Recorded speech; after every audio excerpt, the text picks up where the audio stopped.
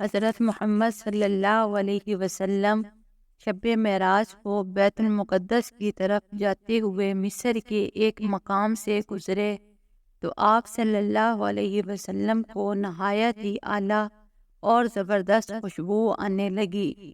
آپ صلی اللہ علیہ وسلم نے حضرت جبرائیل علیہ السلام سے پوچھا کہ یہ خوشبو کیسی ہے؟ حضرت جبرائیل علیہ السلام نے جواب دیا کہ یہ فرعون کی بیٹی کی باندی مشاطہ اور اس کی اولاد کی قبر سے آ رہی ہے۔ پھر حضرت جبرائیل علیہ السلام نے اس کا قصہ آپ صلی اللہ علیہ وسلم کے سامنے بیان کیا کہ مشاطہ فرعون کی بیٹی کی خادمہ تھی اور وہ خفیہ طور پر اسلام لا چکی تھی۔ ایک دن فرعون کی بیٹی کے بالوں کو کنگھی کرتے ہوئے اس کے ہاتھ سے اتفاقاً کنگھی گر گئی۔ جب وہ کنگھی اٹھانے لگی تو اس کی زبان سے بے ساختہ بسم اللہ نکل گیا۔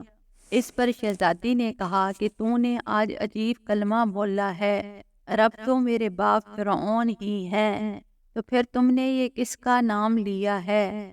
خادمہ نے جواب دیا، فرعون رب نہیں ہے، بلکہ رب وہ اللہ ہے جو مجھے، تجھے اور خود فرعون کو روزی دیتا ہے۔ شہزادی نے کہا، اچھا تو میرے باپ کے سوا کسی اور کو اپنا رب مانتی ہے؟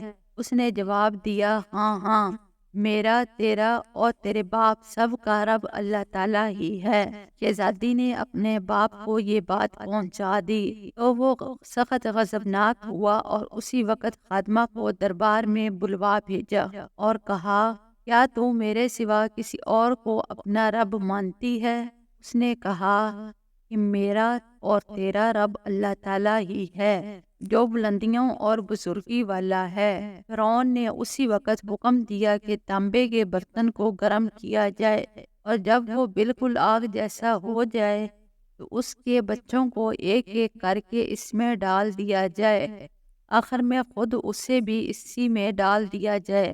چنانچہ جب وہ مکمل گرم ہو گیا اور آگ جیسا ہو گیا، فرعون نے حکم دیا کہ اس کے بچوں کو ایک ایک کر کے اس میں ڈالنا شروع کرو۔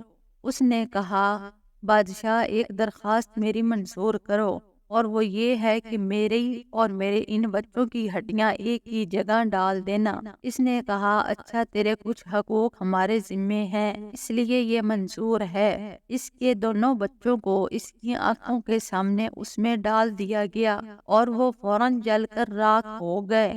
پھر سب سے چھوٹے بچے کی باری آئی جو ماں کی گود میں تھا۔ فرعون کے سوگوں نے جب اس بچے کو ماں کی گود سے کھینچا تو اس نیک بندی کی آنکھوں کے تلے اندھیرا چھا گیا۔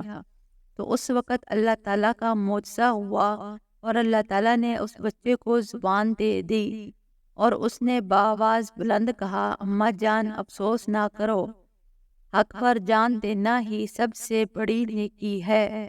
چنانچہ اسے صبر آ گیا اور اس کے چھوٹے بچے کو بھی آگ میں ڈال دیا گیا اور آخر میں ان کی ماں کو بھی اسی میں ڈال دیا گیا اور وہ بھی جل کر راکھ ہو گئی۔